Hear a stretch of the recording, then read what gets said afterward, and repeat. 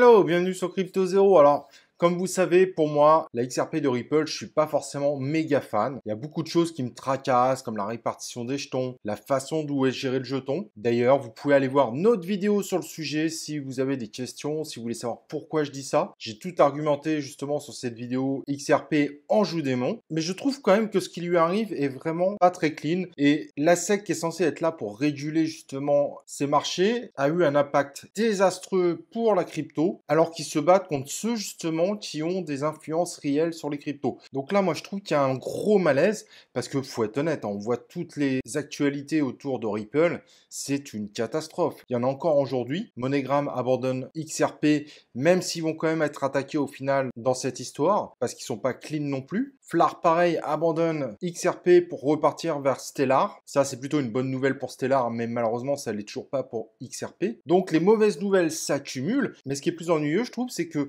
aujourd'hui, on a Ripple et la XRP qui est évidemment liée à 100% à Ripple, qui sont condamnés, alors qu'en réalité, il n'y a pas encore eu le procès. Et même si on a l'impression qu'il y a peu de chances que ça puisse arriver, bah, il faut être honnête, Ripple peut être innocenté. Le problème, c'est que comme ça tarde, tout le monde est en train de quitter Ripple, et s'ils sont innocentés, bah, les dégâts sont complètement faits. Donc, ça m'ennuie un petit peu, pour être tout à fait honnête, même si moi-même je n'aime pas la crypto, je n'aime pas non plus ce procédé qui est en train de tuer une entreprise et sa monnaie qui sont suspectées de vice avant même en fait qu'elle soit réellement condamnée officiellement. Et je trouve ça vraiment dommage parce que je trouve que la SEC a fait beaucoup de bruit, ça a eu des impacts phénoménaux, mais du coup en fait ils pourraient s'attaquer eux-mêmes parce qu'il y a manipulation du jeton. Situation un peu comique, mais évidemment bah, pour Ripple et le XRP, dramatique.